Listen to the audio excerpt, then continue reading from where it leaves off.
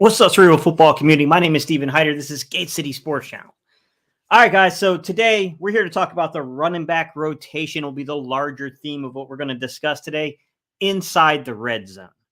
I got a couple things lined up for you that we're going to break down and study. I want to start off by, basically discussing Nick Sirianni's post-game comments on Sunday, where he kind of talked about these variations and these differences between what's considered the high zone versus the low zone, why he feels like the Eagles are struggling in the red zone. And by the way, he basically said the same thing that I said to you guys is what my opinion was, is why we were struggling, which is it's a lot of coach talk. I'm not going to lie, guys. There's a lot of coach speak here. But when we say staying ahead of the sticks, I know a lot of you guys are going like, yeah, no kidding, Gate. I mean, staying ahead of the sticks is important no matter where you are because that's called getting a first down.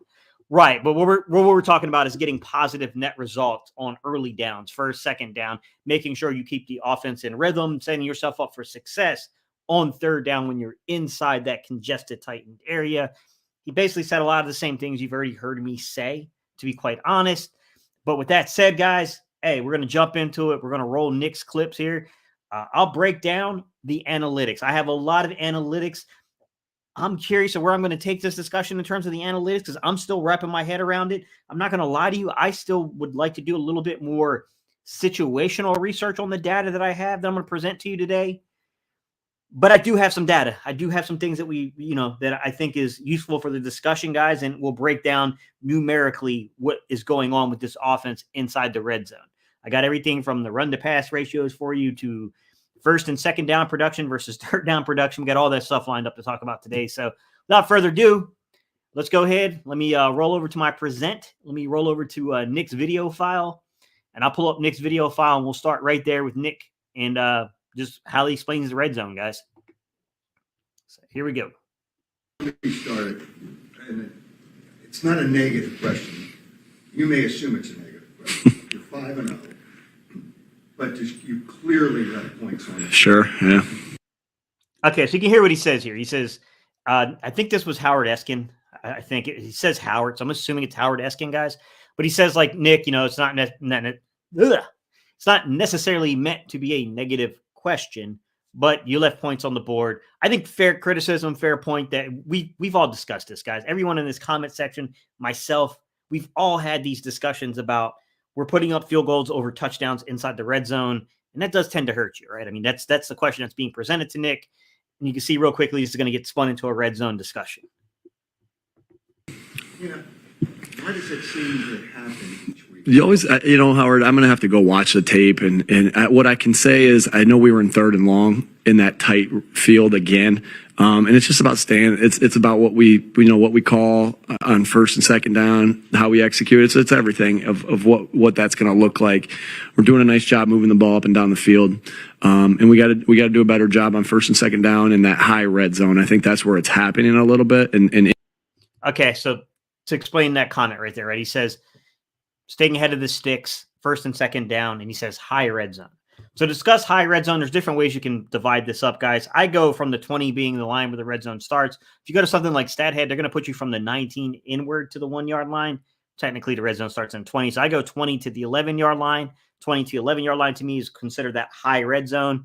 10 yard line goal to go situations is the low red zone. Okay. So what he's saying is specifically on first and second downs, we're not winning enough in the high red zone. So between the 20 yard line to the 11 yard line, which creates these third and long situations, basically. And then we're ending up kicking field goals instead of putting up touchdowns. Into the low red zone.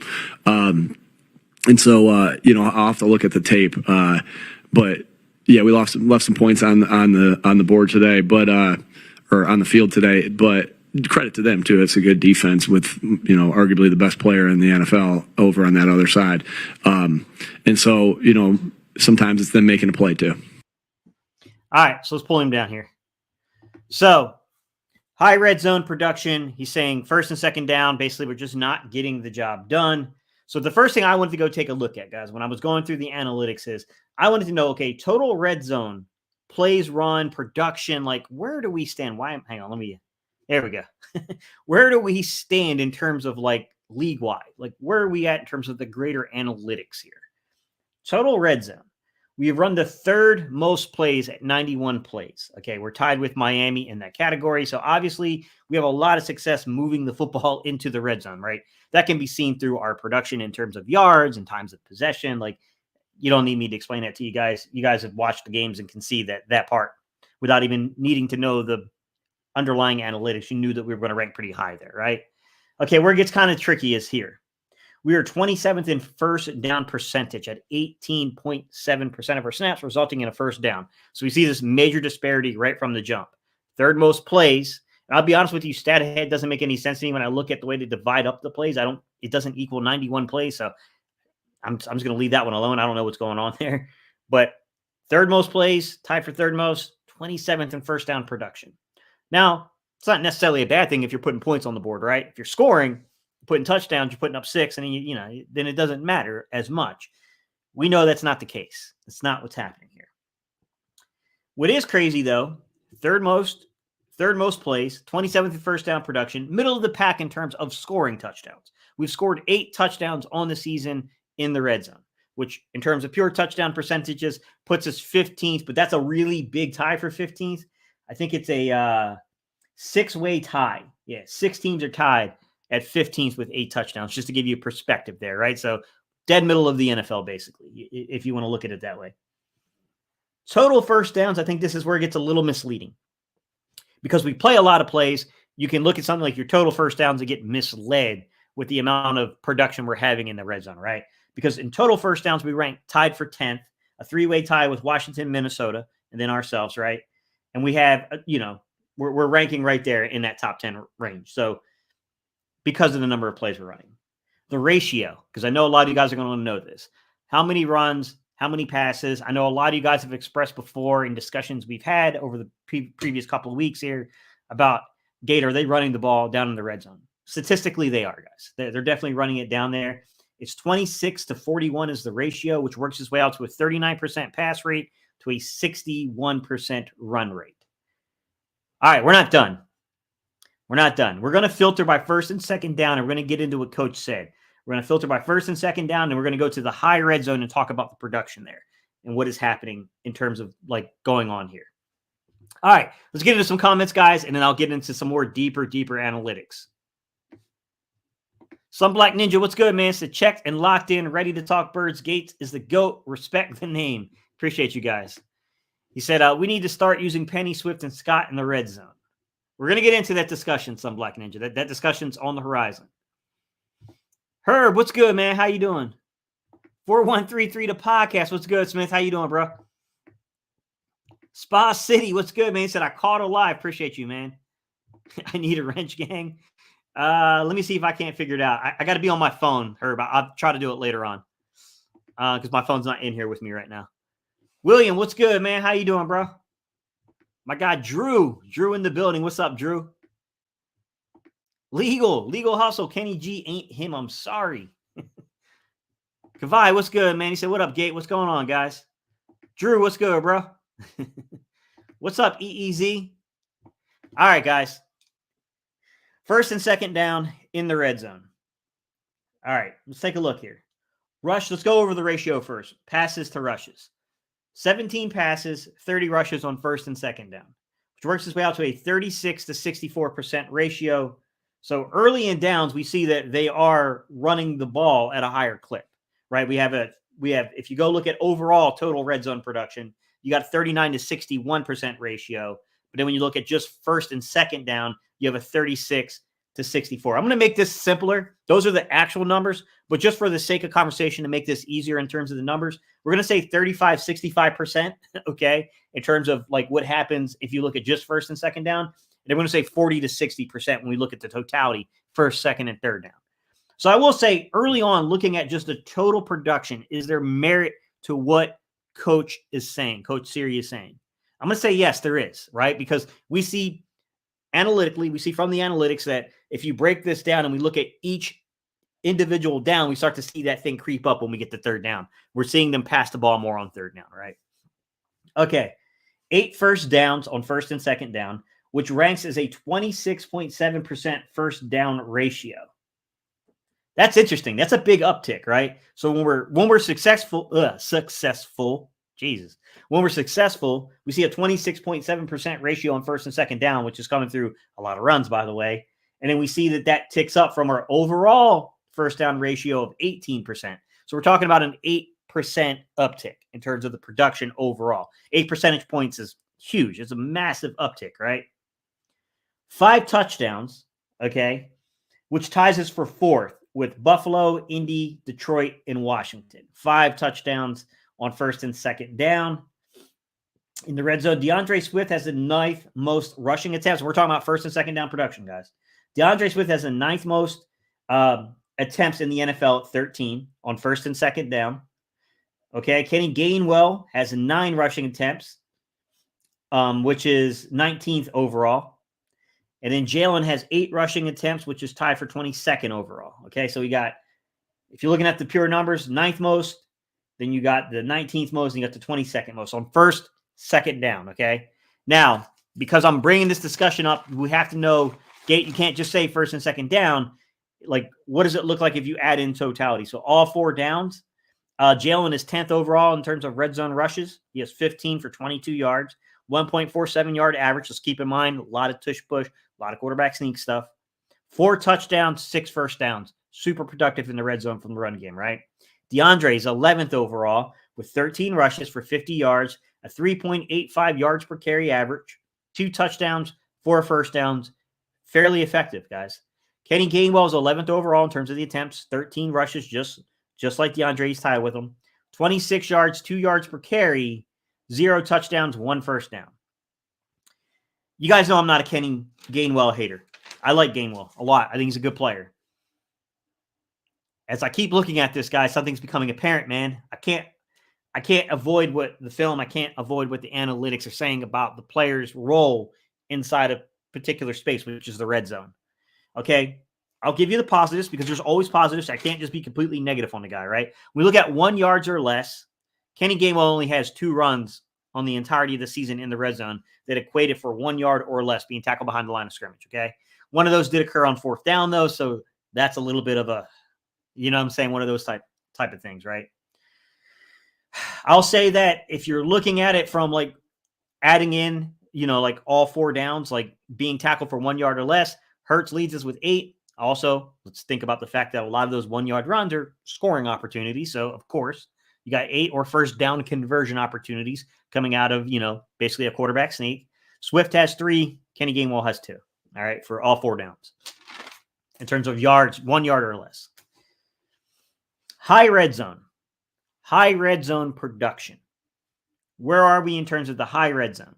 We've run the 7th most plays between the 20-yard line and the 11-yard line. 50 plays overall. We're 27th in first down percentage at 12%. 27th. 7th most plays, 27th in first down percentage. Not good from the high zone, right? We are one of 9 teams not to score a touchdown from the high zone. We are one of 9 teams. Let me state that again, guys. One of 9 teams not to score a touchdown from the high zone, the high red zone. All right?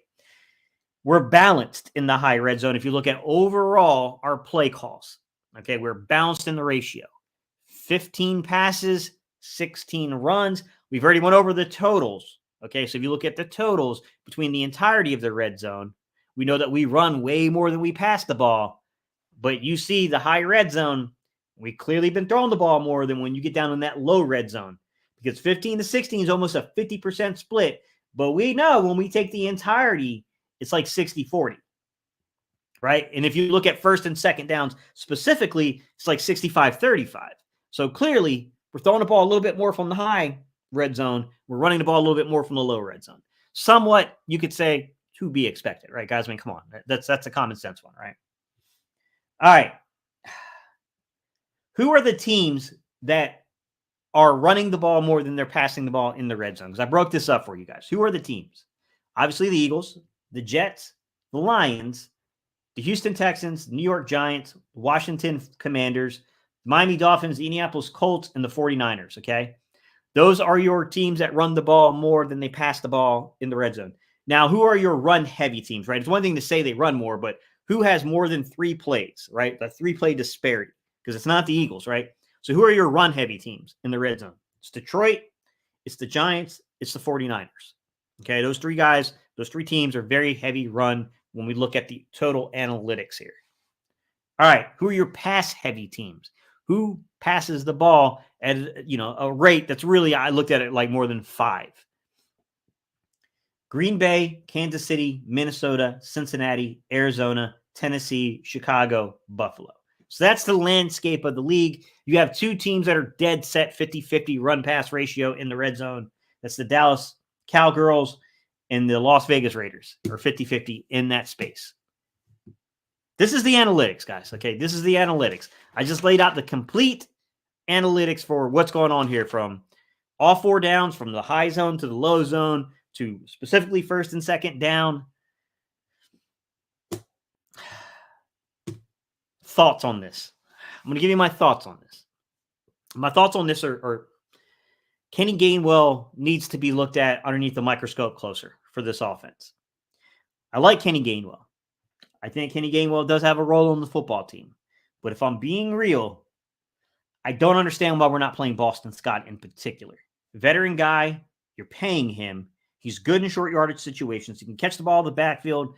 And to be fair, if he's not the best pass protection back, he's one of them. Him and Swift are the better 2. It's him and Swifty. Those are the better 2. I look at the yards per average, the yards per carry, right? And I look at if I'm in the high zone, this is my thought process. If I'm in the high freaking zone, the high red zone, I want Swift carrying the football. Swift has a little bit more of an explosive nature to his game. He is a 3.85 yards per carry average in the red zone compared to when I take a look at Kenny Gainwell, who's averaging like 2 yards per carry in the red zone. And we're talking almost a pretty close to 2 yards disparity there between those backs. Okay. I get that Kenny Gainwell's got he's a really good north to south runner, even though he's not the biggest guy in the world. I mean, he really does attack the gap, gets downhill. He does exactly what the coaching staff wants him to do when he's there. In my opinion, from my experience coaching this game, those are the guys that you use in the low, not the high freaking zone, right? I'm okay if you want to rotate Kenny Gainwell in the low red zone where it makes more sense for what he does compared to the high red zone. But you can't have negative result plays. You can't have plays to where you're just not setting yourself up. And that's the thing is like, you don't have to gain 1 yard or less for it to be, 2-yard run is not helping us in the red zone. You're still 2nd and 8 at that point. You get another 2 yards, you're still 3rd and 6. I'm not saying 3rd and 6 is insurmountable. I'd rather it be 3rd and 4 or below. You know what I mean? If we're going to be in 3rd down situations in a tightened zone like that. In my opinion, I think one of the easiest changes that they can make inside of this organization is to simply change the structure of the rotation at running back between the high red zone and the low red zone. Okay. And then I think we get into like a really, really big discussion when it comes to what you do in terms of like Boston Scott and all these guys, because I do think that it's crazy, but we pay Boston Scott like we pay him. He plays a role in special teams. I think Boston Scott is probably one of the better change of pace kind of red zone / 2-minute backs, but I get that there's a future aspect to this that Kenny Gainwell's on his contract next year. I get that.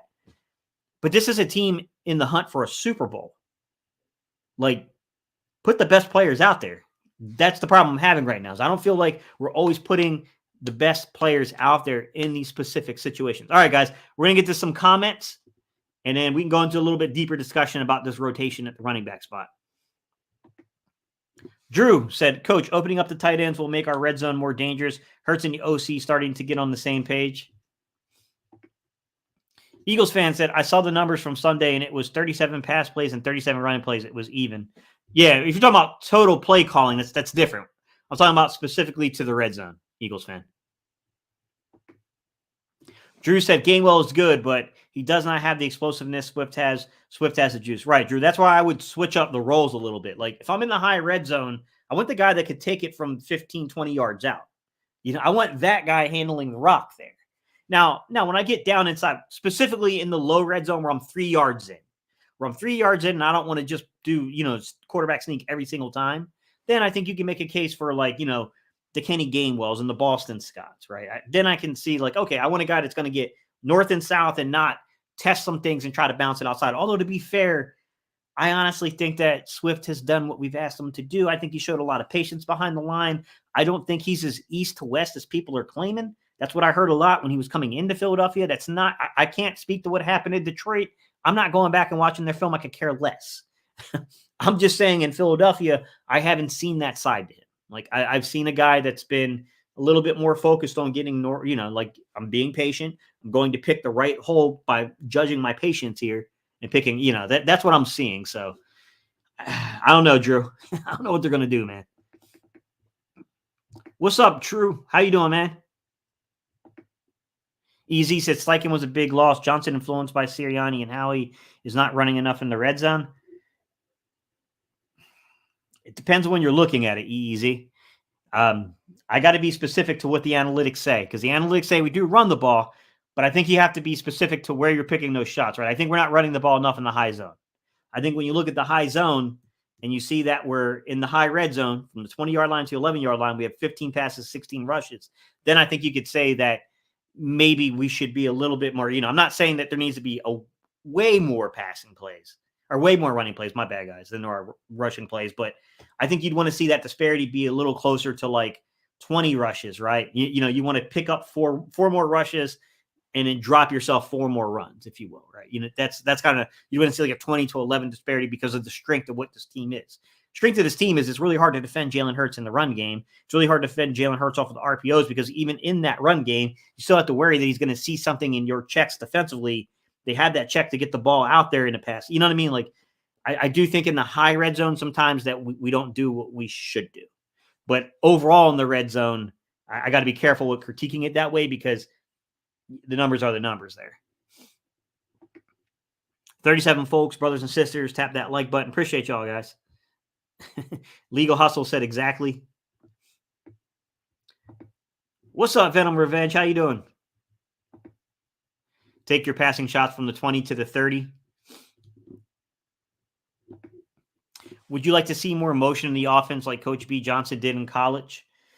I'd like to see, like they do motion, Drew. I do see motion on the film with them, but a lot of their motions is really just checks to see the coverage. They're over some comeback stuff, things like that, where they're just checking. They're checking to see, what the defense is doing in terms of the coverage. I would love to see them actually motion and get the ball in the hands of a guy who can play in space, right? An Oz, a Swift, a Gainwell, Boston Scott, the guys that are maybe not long range speed, but elusive, fast, quick twitch. Those dudes. I'd love to, AJ Brown. Like, we even did things in the past where we would do those. We would make it look like it was going to be like a 14-15 zone read play where we'd bring in, we'd be, double wing, right? And we'd cross over the wings. We'd cross the wings over. And then we'd take Jalen. We'd do like we're going to do an inside zone kind of run on them. We'd pull it out. Then Jalen would leak out. And then the other wing that was pulling to where Jalen's leaking out, they'd throw the ball off of that motion look. We don't even do that. Like, we're not even doing that right now. So things like that, where we're getting the ball physically into the hands of a playmaker in space off of motion, I would like to see more of that, Drew. To be fair, I would like to see them do that a little bit more. One above, I'll say, crazy cat question. Red zone. They can't get Albert O out there, 6'6", and Goddard. That's fade route city for 6 all day long. I'm a little curious of why. I guess maybe they're trying to get him up to speed on the way we operate our offense. Hang on.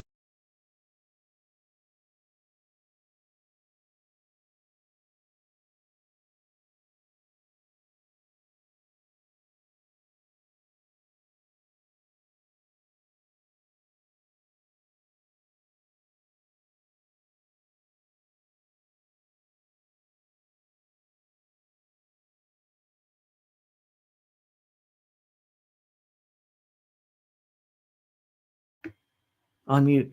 All right, guys, I should be back working. Sorry, man. It's the dog, bro. She was under the table and pulled the cord off the mic. Yeah, I mean, I definitely think that there's some weird thing going on there. I'm not sure why, guys. I can't state why they're not involving, certain guys like Albert O into the offense yet. I mean, I'm going to assume it must be like a knowledge-based thing. He's got to get, more knowledge into it. But one above all, I like the suggestion of, well, one way you can help a guy, make his role specific to an area of the field. He just needs to learn the playbook in this capacity right here for right now. Yeah, I mean, I think that's a coaching point. And I think that, yeah, that makes sense. Easy said, I think teams are playing the run more in the red zone as they don't respect our passing game in small spaces. I got some plays lined up, Easy. We're going to take a look at. Phil said, what's up? What's going on, Phil? How you doing, man? These cookies. Gate, what's up? Question for you. We generally look at year 2 for players to step up their game. Do you think it should apply to coordinators like Desai and Johnson? I think people are going overboard on Brian Johnson. I think Brian Johnson is actually a really good play caller. I think some people are kind of missing the forest for the trees. I think we're struggling in the red zone. The red zone's got to get better. I think you have to figure some stuff out there because eventually the red zone will get you burnt if we don't start putting up 7 points. But overall, as a play caller, yeah. I mean, I think they're doing good. Now, I'm not going to sit here and say that they're not areas that they can't get better at. You saw Kelsey got frustrated with the red zone last week, and he also got frustrated with how late the play calls were coming in because it's imperative you get your play calls in at a certain time. So that way your center, because we use our center to set our protection along the line, your center has enough time to see the defense, set your protection, and then get you guys ready to, to take the snap. So, I mean, there are some hiccups, red zone, stuff like that. Chain of the chain of sequence to getting the play to the quarterback's got to be faster, got to be quicker with that kind of stuff. Some things like that, but I don't think these guys are that bad. I think Desai's a hard read, to be fair. I think Desai's dealt with a lot of injuries and a lot of things going on in the secondary. I would probably give Desai a little bit of a pass right now because he's a little up and down. There's times he's playing his coverage way too soft for my liking. I warned you guys that was coming. I said that I thought Desai on average, I think people miss that word average, but on average, he'll play his corners closer to the line of scrimmage than what we saw from Gannon. But I told you guys when I broke down Desai in the offseason, I said, look, man, soft zones are all over that film. I'm seeing it. It still exists there. It's going to be somewhat there. Like it's kind of what they do. He's definitely showing some of that Fangio style of like trying to force teams to drive the ball down the field. I just would like to see from a Fangio's perspective, these cookies, if I'm looking at it defensively, what I would like to see an improvement made on is, okay, when you're playing off, you got a corner 7-8 yards off, like the slot corner, right? Where we're looking at last week to where Kupp was just having those really easy drives in the opening game. Okay, you outside leverage him. If you're outside leveraging your corner, your nickel, you got to make sure your inside guy can get there to disrupt the play. You can't play the inside guy so far off that he doesn't have enough time to disrupt the play. It's simple things like that, you know what I mean? Like I'd like to see a little uptick in, but I actually think both the coordinators, I think people are going a little overboard. I think they're actually pretty good. I think they did a really good job. I mean, let's be real. One of the strengths of Sirianni is coaching coaches. And I think one of the absolute strengths of our front office is identifying dudes that can actually coach. And I think because Sirianni is more inclined to listen to our owner, listen to our general manager, I think we're seeing that, we're getting really good results there. We're getting guys in the building that can actually call plays, that can actually do some things. It's going to be hiccups, man. They're both very young play callers. We're going to have hiccups. We have to work through them. How are we on 2 tight end sets? You see them. We use 2 tight end sets. I don't know the exact percentage right now for it because one of the main sites that used to track that kind of information, I think it closed down. So they don't really show you that kind of information anymore, but we definitely see it. It's definitely on film. We're going to you'll see it in a few minutes when I pop up film. You're going to see 2 tight end sets. If Desai doesn't work out this year, do we think we will keep him or get another coordinator next year? Nah, Desai's going to work out, guys. What's up, Jason 18? What's good, brother? I'm good, bro. I'm good. I got you. I knew you meant Gate. It's all good. Don't worry. I remember that hoodie. Good times. Yeah. What's up, filthy casual? Yeah, bro. Going back to the old boot camp days. Processing. I think both coordinators are getting better. Yeah, I like both of these guys. I think they're doing a good job. Isn't it smarter for Nick to call plays so we have stability there? If Johnson improves, he will get poached by a team and we will be looking for a different play caller again. I mean, you can make an argument to that, EEZ, but I would say it's also important for Nick to have his feel over the entirety of the game, to be able to do those administrative tasks. I mean, we've had a lot of success, EEZ. I mean, it's still Nick's. I think people are overrating the difficulty level of calling plays. It's not as difficult as people think. Yes, there is a function and an art to it. Don't get me wrong. I'm not stating that doesn't exist. It's not as difficult as people think. And it's really, your quarterback kind of really makes it, to be real, man. Your quarterback's going to make you right a lot. Your playmaker is going to make you right a lot. these dudes, most dudes can call plays, if I'm going to be honest. They're not normally horrible at it. Sometimes you see a guy that just doesn't get it. Those dudes do exist, but normally there's a larger systemic issue from a personnel-wise when play calling really crumbles, to be honest. I think people overrate play calling, to be honest.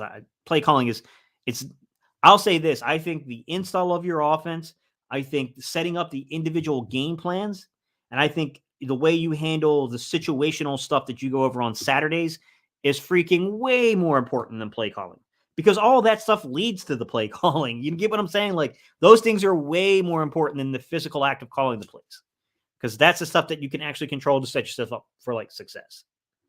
The other stuff, like, I just think people are putting too much emphasis on it, if I'm being honest. Rumor the NFL will remove brotherly shove because of injury concerns, but cut blocks coming for your knees are legal.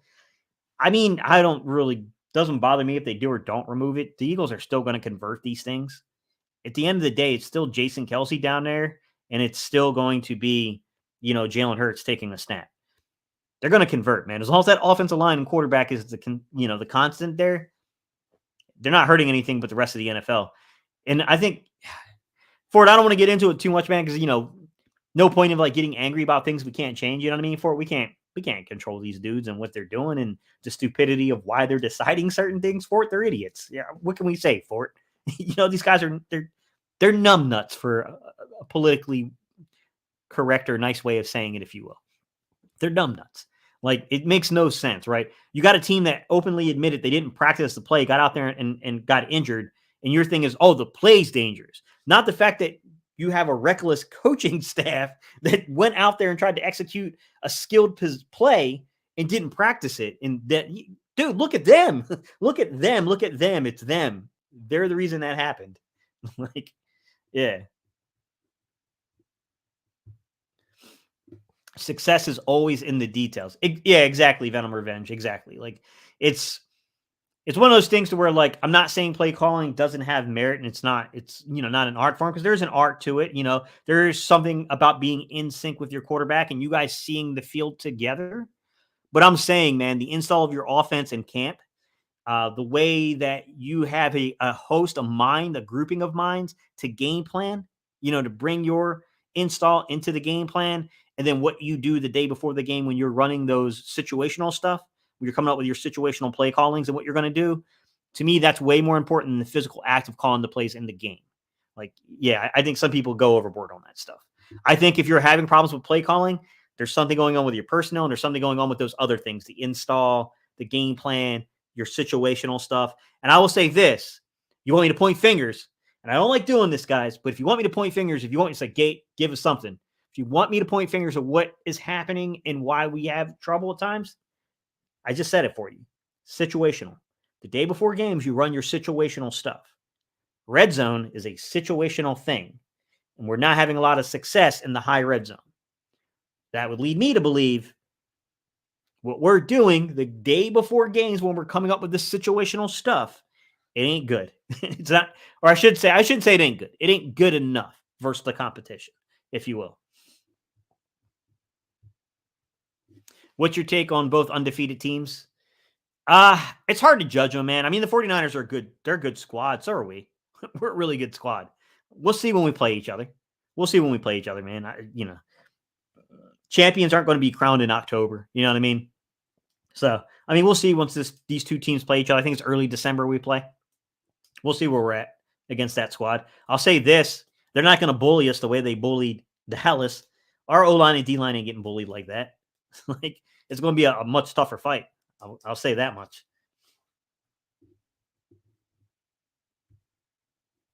Joseph said, "What's up, Gate? We are getting better every week." Yeah, and that's the important thing, is that the offense is getting better every week. We're at 4 straight weeks of 400 plus offense. I mean, I think they said like 430 yards, and like it's only been done like I think 3 or 5 times, something like that I heard recently. I mean, look, the way I look at it is that the TOP, the actual yardage we're gaining and stuff like we're showing elements of we're still that team that can hurt you and brutalize you offensively. It's the red zone, man. It's that situational piece I was talking about, guys. We've got to get better in the red zone situationally. I think this is a good cue, actually, to cue up some of the film I have. And I want to talk about, I'm using a play in which we scored. I'm using a sequence of plays in which we scored. Okay. I'm going to take you from us going between the 20 and 30 to getting into the high red zone, and then how we go from the high red zone into the low red zone. All right. So let's go ahead. Let's cue that up. I'm going to go to present. Let me go to my video file, and then we're going to take a look at that sequence of plays. And I want to discuss what I'm seeing here a little bit. Nope, not Nick explains. Yep, this is it. Example of high to low red zone. Sorry, guys. I have a lot of these clips on my desktop. I need to clear that out a little bit. All right, this play gets us into the high red zone. All right, what I see here, just right from the jump, watch your tight end. You got Kenny Gainwell as a running back, unique in that it has a kick out block. It's not Goddard, by the way. It's Stahl. I made a mistake there. That's Stahl. Kicks out, boom. This is very Lincoln Riley, Oklahoma-esque to me, the offense at times. Eagles follow that play up by going empty back set versus six-man pressure. I'll run this again for you guys and expand it. Six-man pressure. All right. In that protection, it's Jalen's job to account for the free rusher because you're 5 block on 6. You're 5 on 6 because you're empty back set. So Jalen's got to pick up the extra rusher. Very successful. He picks it up, moves the ball around, just runs it. There you go. That play sets us up inside the low zone. So we go from the upper red zone to the lower. All right, this is the play that's very controversial. People don't like Jalen Hurts running this. Jalen was facing a 7-man box. We went gap power with the quarterback draw. It's not a counter tray, but it's very counter tray-esque. It's very counter-esque what we used to do back in the day with Lincoln Riley and them using the running, or not the running back, but using the quarterback inside of their game. So I'm going to go a little bit larger on the screen with this in a second, guys, and then we'll watch it again, and we can kind of discuss that. But just like real quick before we do that again, I see a lot of Lincoln Riley in the offense at times, especially when we look at like the things that pertain around like some of our run game stuff, some of our zone read stuff that we do.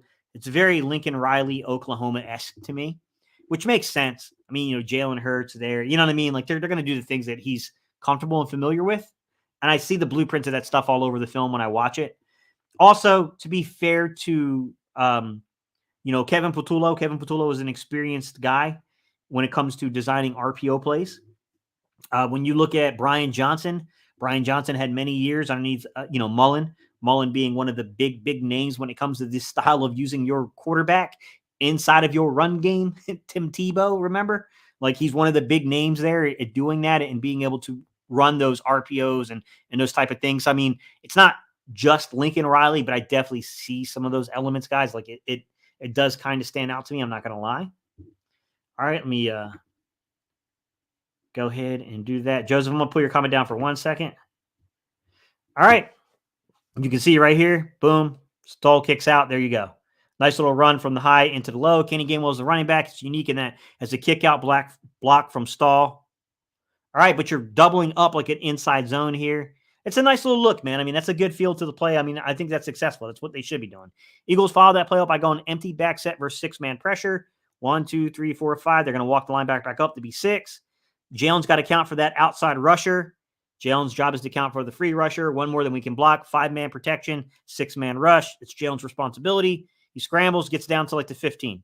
That's a little successful play, man. The play sets us up inside the low zone. This is the controversial play. Look at this. You see that pull, that gap pull, power gap kind of pull action you see there? 7-man box. We went gap power with a quarterback draw. All right, watch your end guys, your guard and your tackle. Boom, boom. Little feels Lincoln Riley-esque, I'm not going to lie. Watch Jalen freeze the outside edge on the backside with a zone read. Watch these backside guys. Watch them watching Jalen. Oop, too bad. They're hanging on to the running back and Jalen there, and then Jalen's gone. All right, that last play, I've noticed a lot of controversy on Twitter. On Twitter, there's a lot of people expressing that they don't want Jalen Hurts taking those plays. It's unnecessary hits. I'm not saying that there's not merit to that line of questioning. I do think you've got to be mindful, but also we've got to show teams in the same breath. We need to show teams that if you're not careful, you're going to get taken, right? We need to show them that, and we did in this game, Jalen Hurts can still run the ball. All that nonsense that people were saying about this guy, and he can't. No, he was a little tentative because I think he was being told to avoid contact.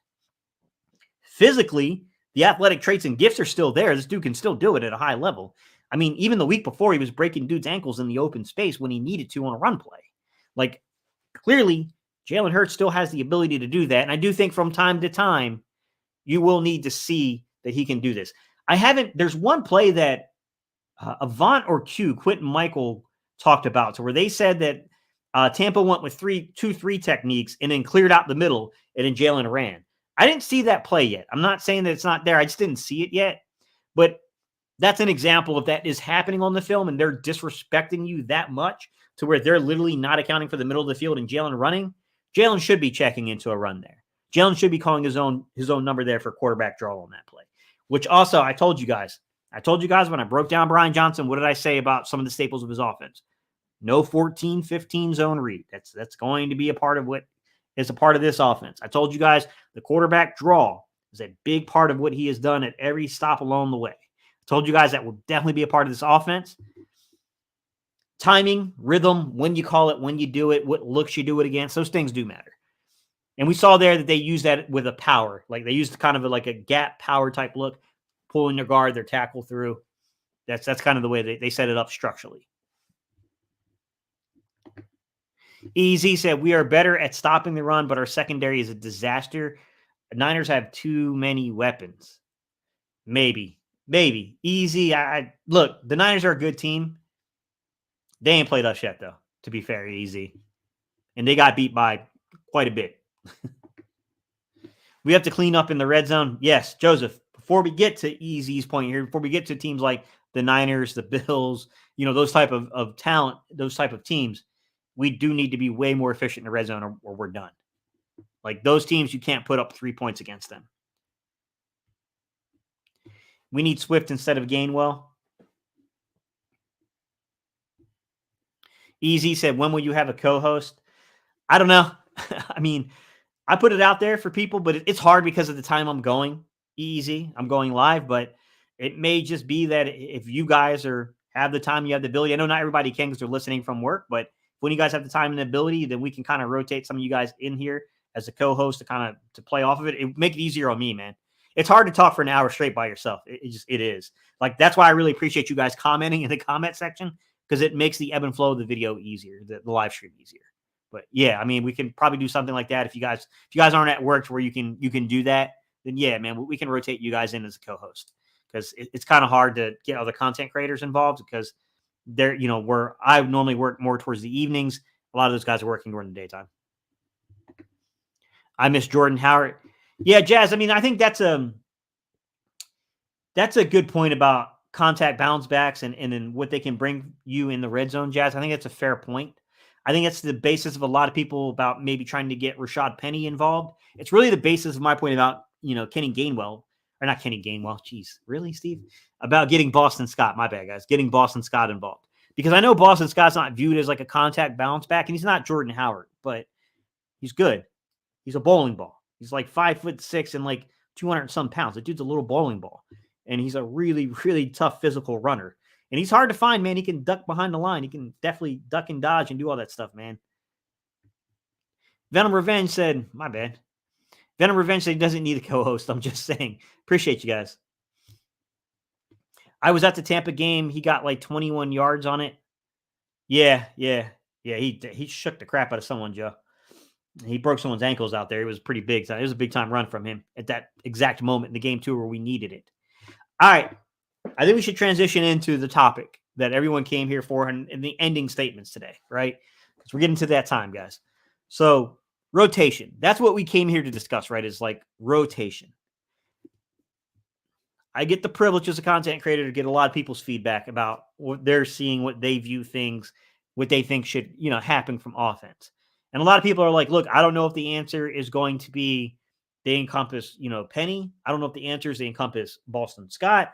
I don't know if the answer is they bring in a free agent. I don't know what they do, but something has to be done because like we're not, to your point, like they're saying, Steve, to your point, if you want to be successful in first and second down within the run game, then you need to have a guy that can get you 3 to 4 yards when you're up there and you're trying to get to those 3rd and 3s, those 3rd and 4s, those 3rd and 2s inside of like a rhythm with your offense, right? You need those type of backs to help stabilize you to do that.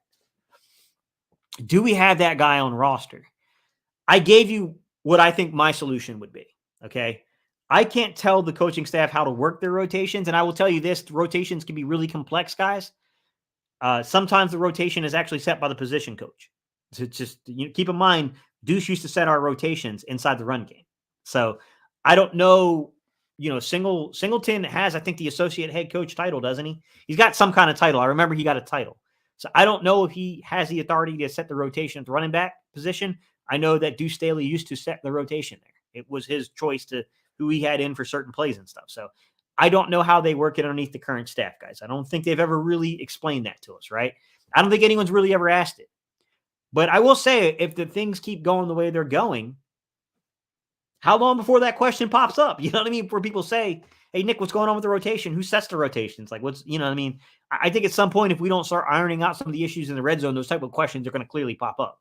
And hopefully we'll get justification for what actually is happening in the red zone with the rotation. I gave you my solution, which is in the high red zone, I think you play Swift. I think, when you're inside that 20 to 11-yard line, you want a guy who could break it at any point and take it into the end zone. I'm not saying Kenny Gainwell doesn't have the ability to do that, but Swift is better at it. Swift is more elusive. Swift can shake you inside of a phone booth, right? I mean, that's the type of guy Swift is. I mean, you want that phone booth runner, the dude that can definitely destroy you down inside those tight spaces like that. I think that's Swift personally. That's where I would use Swift in the high red zone to stabilize your offense, with also the aspect of he can break it at any point in time. When you get down into the low red zone, and when I say low red zone, I would even qualify it as the low red zone. I'm talking inside the 5-yard line. I think that's where you want to use your, working stuff off of Jalen Hurts, working stuff off of Kenneth Gainwell, working stuff off of Boston Scott, Rashaad Penny. Doesn't really matter to me what name you put in there. Swift, whatever. That's where you want to work in, and you just want to get to the way you drew it up, the way you blocked it up, and you want to get to that exact designed hole inside the scheme, inside the drawing, and you want to get there, and you want to get into the red zone. End zone, not red zone, end zone. To me, that's where I think it needs to happen, man. I think they have to have a change inside the high red zone when it comes to, Swift's production, Swift's use there. And I know that it's like Gate. I mean, come on, man. You know dang right well that these coaches set up specific roles for guys, and between the 20s, that's Swift's territory. 2-minute red zone has been Kenny G. I know, but results are results. And I'm looking at the numbers, a lot of third down is going to Swift, or not Swift. A lot of third down is going to Kenny G inside the red zone. He's the guy normally in there on third down. Now, probably because of pass pro and stuff like that, they like him as pass protection and stuff. But to be fair, Boston Scott's better at that. Boston Scott is a better pass pro back than Kenny G. Now, Kenny G is probably a better receiving back than Boston Scott, but Swift is a better receiving back than Kenny is, to be fair. I know Kenny can run routes. He can route you up, but Swift is pretty dependable, minus game one where he dropped the only pass attempt he got. That was kind of funny. But you get what I'm saying? He's a better pass catcher, to be honest. He's more explosive. I think they have to look at the roles that they've designed, and I think they need to maybe define them more specifically, especially when you're going in the day before the game. You're doing these situational things. You're setting up the situational offensive stuff. We're not even talking defense today. We're talking offense. So when you're setting up the situational offensive stuff, we're talking red zone. I think they need to redefine the roles inside the red zone. Now, I know it's tough, man, because if you're running between the 20s and you got like a 10-minute drive, at some point Swift has got to go get a breather. I get it, but something has to change down there, guys. I don't know how else to say that, man. Something's got to change. Something definitely has to change. One of the other plays I thought was really successful, I think it was in the Tampa Bay game, where they came out and they ran like a little angle route. Speaking of, getting Swift involved in the red zone, down in the high red zone, they ran like this angle route with Swift, who took us from the high red zone to the low red zone on that reception. These are the things I would like to see personally kind of change, is how they set these rotations up, to be honest. Ford said, going 5-0 without divulging too much playbook seems low-key masterful. Niners are already trick playing for dubs. Joseph said, we can run on the 49ers. Yeah, their run defense with Hargrave and those guys, they're a little obvious when they're plugging in dudes to stop the run, and when they're plugging in guys to get a pass rush. And we got a team like the Eagles that can put you on your heels with an RPO offense. yeah, we match up against them better than people think. Now they're physical in the secondary, so I would love to see us match up with them in terms of the physicality there because AJ Goddard. I mean, we got guys that like to get physical out there too, but yeah, it's going to be interesting, Joseph. That's going to be a really good game. My guy G Dragon said, "Is Swift's pads blocking that terrible? Seems like they prefer Gainwell for that reason. That's part of it. Pass blocking. Got you, G Dragon. That's part of it. I mean, here's the thing. Last year, and I know you can't base what was off of last year to base what they're doing this year right now, but I thought last year Swift was a way better was way better in pass protection than Gainwell was. Currently, that you're right. They do feel more comfortable with Gainwell, but I think Swift has gotten better every week in pass protection. I mean, early on, like week one, he made some mistakes. I'm not going to sit here and lie. G Dragon, he did, but he's gotten better every week, and I thought he was pretty dang good last week. I'm not going to sit here and tell you like, oh, this guy, was one of the top rated dudes in pass protection last week. Wasn't that, but he wasn't like, he wasn't a glaring problem either. I mean, we had plenty of time to get the ball out. We did okay. Easy said, would you sign Swift to a contract?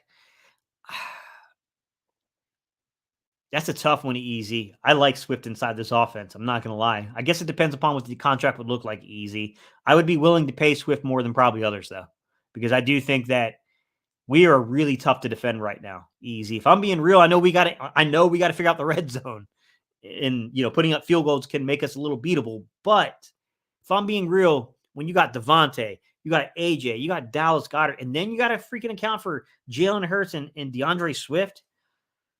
Whew, man. Swift makes me think that he should stay here a couple more years. I would sign Swift. I think I would use Penny in the red zone. Easy says Penny is washed. Joseph said we only see him on 4 plays. Can we really say he's washed? Jalen struggled passing against them, but our run game exposed them. In the red zone, the defense can play zone and keep a safety in the box because the offense can't stretch the field with deep passes. Yeah, I mean, when you're constricting the area that you're going to play in, you're going to have box counts. You're going to have to. Just because, simply put, you only got to defend 20 yards there. You know what I mean, Mister? I mean, that's the furthest area, Mr. Sandman, you're guarding is 20 yards if you're getting into the red zone. You know what I mean? So everything's very condensed. It is a way harder to play there. It's a way tougher challenge. And to be fair, when I showed you our scoring drive, guys, I mean, I liked what they did there. I liked the fact that they came out. You saw them, run a little kick out block with the tight end. I think they got physical down there. You saw them go empty back set to try to, okay, we need to create space somehow. Let's go empty back set. We trust Jalen to account for an extra rusher, and they came hot for Jalen. They want 6 men on a 5-man protection. That's just easy money for Jalen to beat you to the sideline and easily get 5-6 yards on that every time. You know what I mean? Like, I like the way that they conducted themselves on that scoring drive. Unfortunately, there's not enough of it, Sandman. There's not enough of it.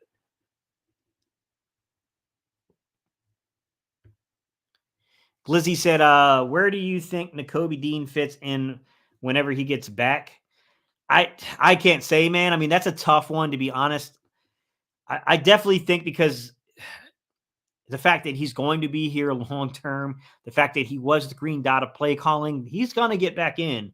But I think the question you got to ask yourself is around the green dot, which is who's your play caller? Because your play caller's got to be in for the majority of snaps. So you can't create a weird rotation around the green dot of play calling. That's problematic.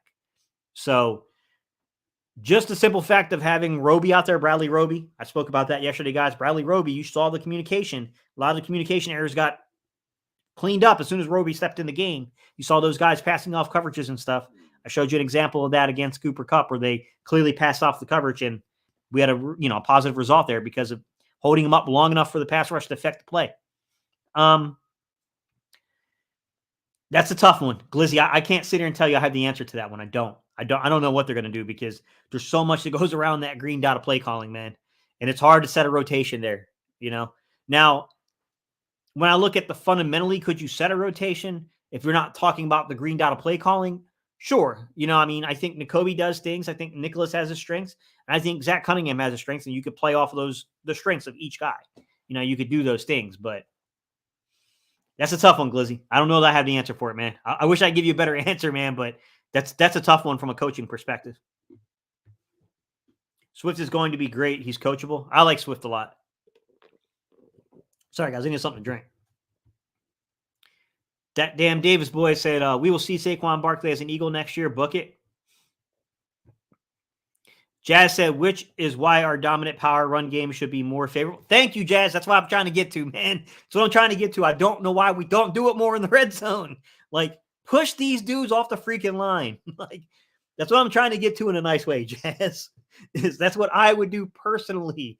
And then I got in the high red zone, I would use a guy like Swift more because Swift gives you that explosive element to where if he breaks one tackle, it's going to be a problem for a team. That's Jazz. We're on the same page here, man.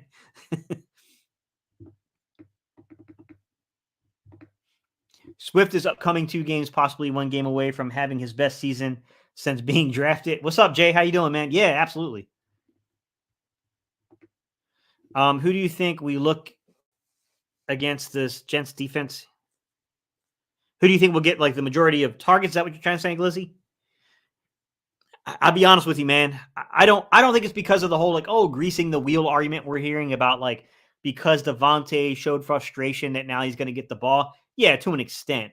But also, I think that when you got a receiver coming off of 3 straight 100-yard games, 3 straight like 120-yard games, let's be real, man. Like, you know dang right well that they're going to start rolling their coverage over there. They're going to have Sauce Gardner probably up on AJ all game.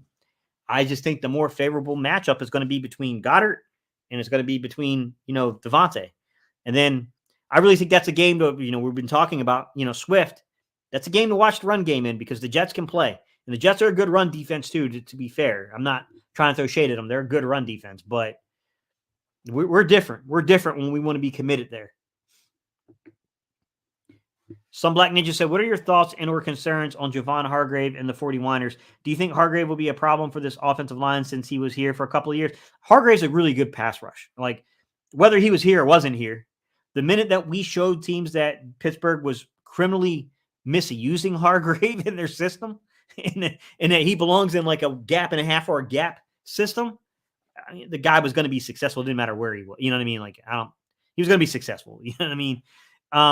Yeah, of course, man. He's a disruptor to the passing game.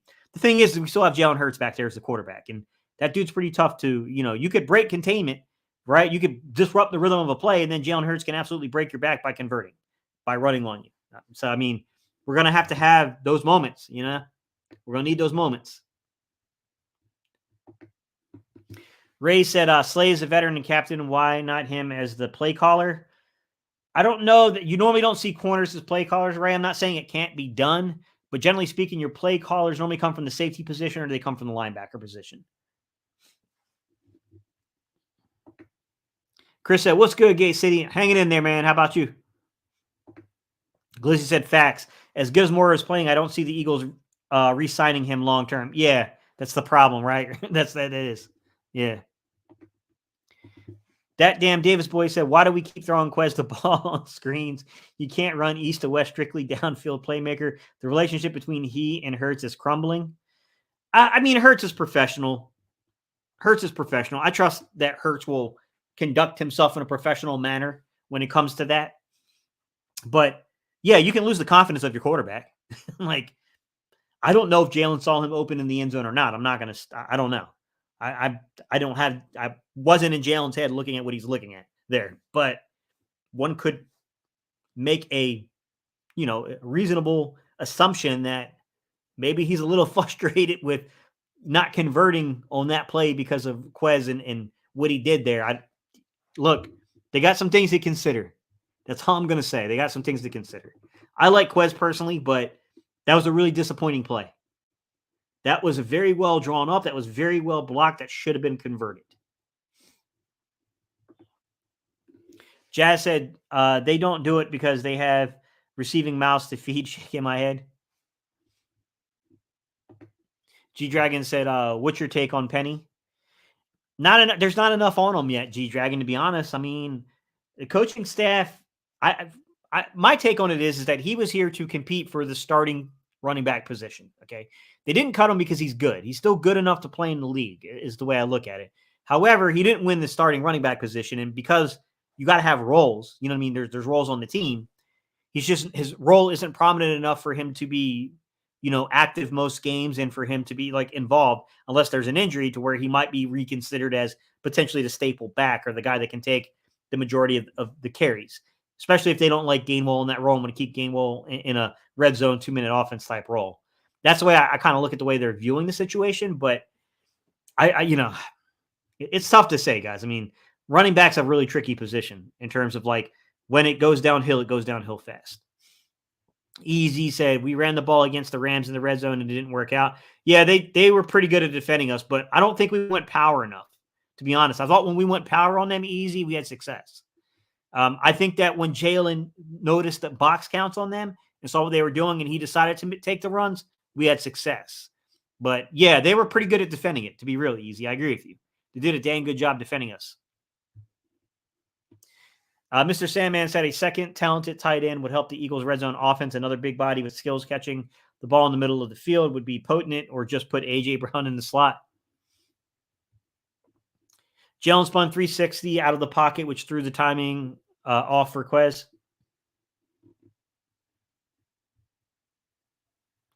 That's not what I saw, Ford. I'm not going to lie. That ain't what I saw. I saw Quez just simply not understand where to go with the football, to be real. That's what I saw. A guy who was utterly confused on where the block point was and where he was supposed to go off of it. That's what I saw. Quez is routinely ranked as one of the bottom wide receivers in the NFL. You can't trust him. We need better options. Wouldn't Brian Johnson look back at red zone pass plays from Shane Steichen and get back into that strategy? Basically, same players. Yes and no, Ray. I mean, the offense isn't drastically changed.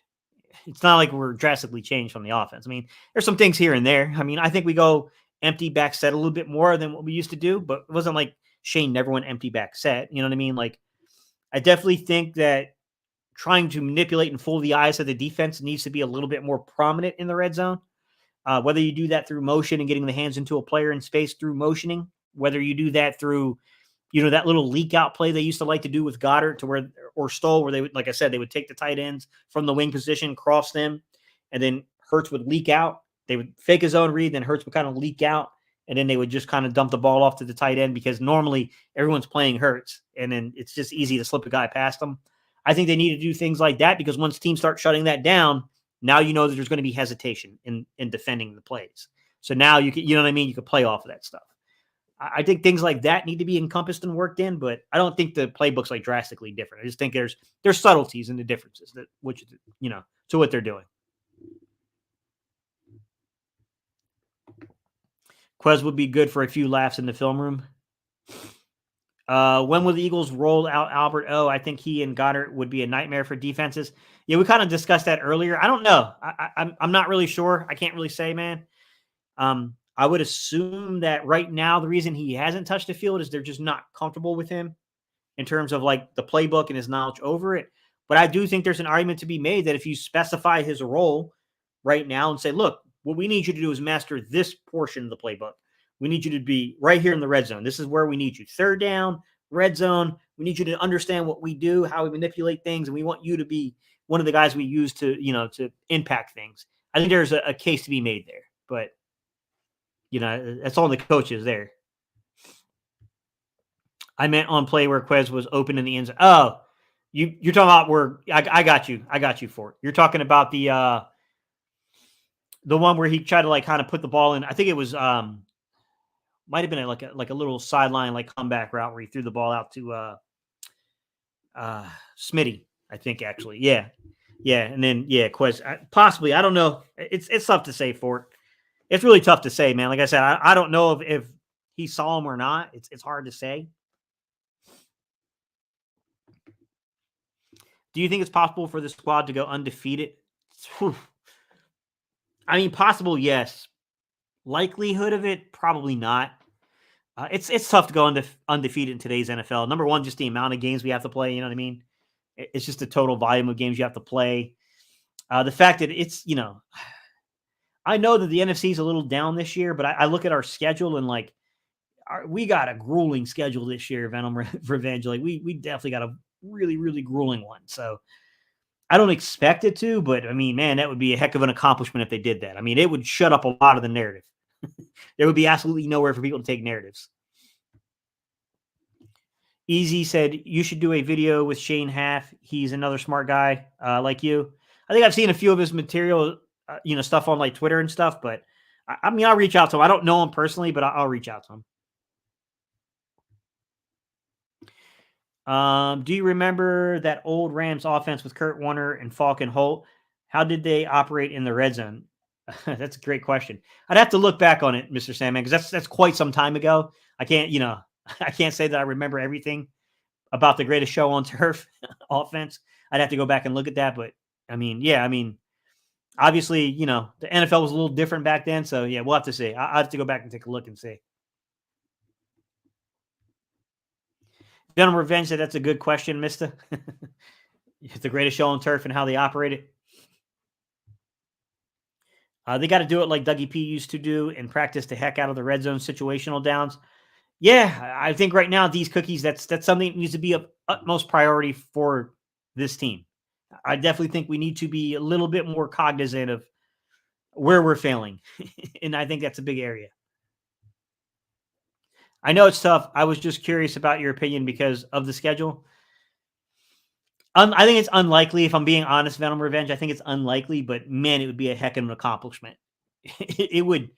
I mean, the amount of narratives that would just be absolutely crushed, like it would be amusing to see people scramble on Twitter to try to save face on some of the things they've said. But it's unlikely. I mean, it's a little unlikely, but it would be awesome if it did.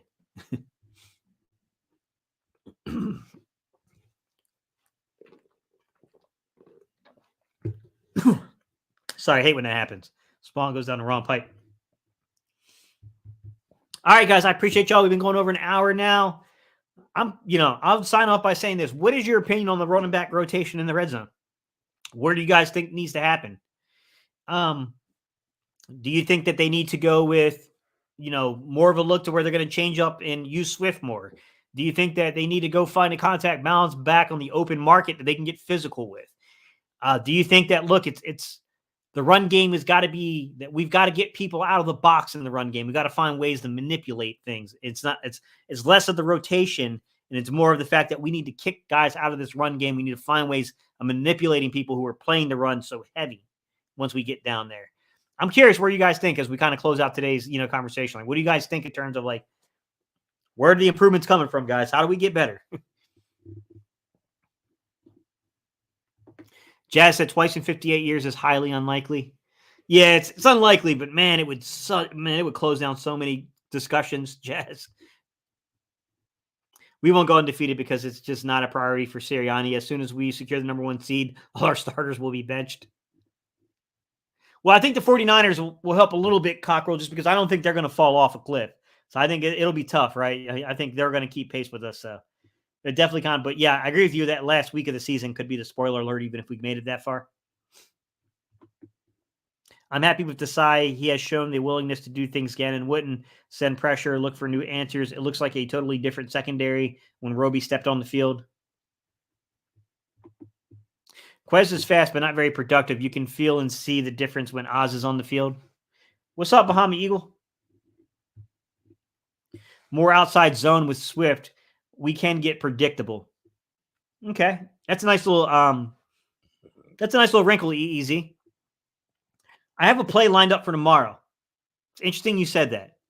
I spotted something on the second possession of the game.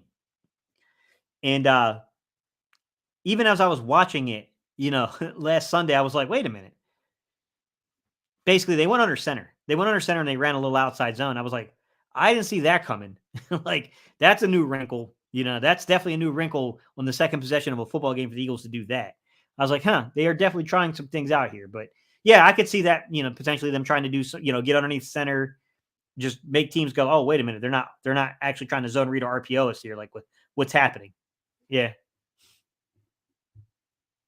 Easy, that dude who was scared of Tampa Bay. We matched up good with San Francisco. What's up, LJ? How you doing, bro? Eagles need a fullback if they want to really use the running back in the red zone.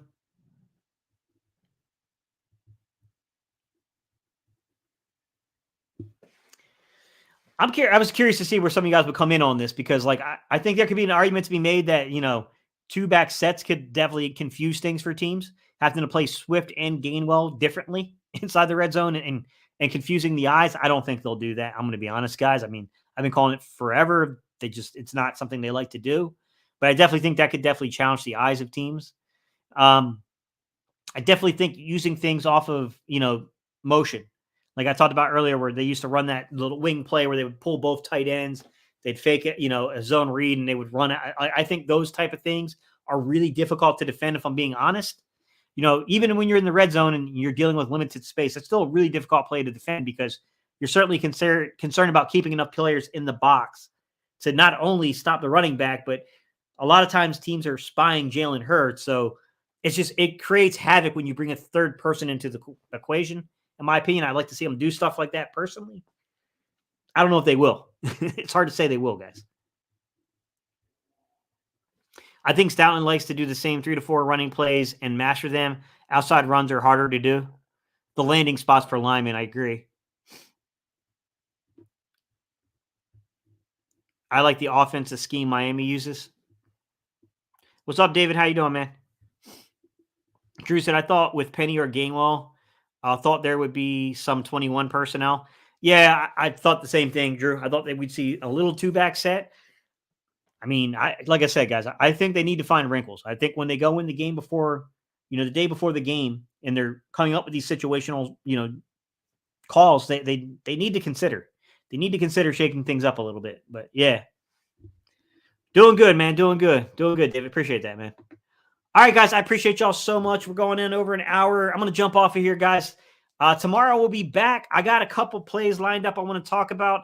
I want to talk about some of the things that we're seeing from Brian Johnson. I'm going to talk a little bit about some of the small, subtle, schematic differences. They're subtle. They're not huge differences here, but I do think there are some great little wrinkles that they throw in at times. Let's hope the red zone gets better, guys, because this is the second week in a row we've talked about the red zone. So, yeah, we definitely need to get better in the red zone. Sidney Smith, what's good, man? He says, go back to the old school, bring back the high formation. All right, guys, I appreciate y'all. I'll see you guys tomorrow morning.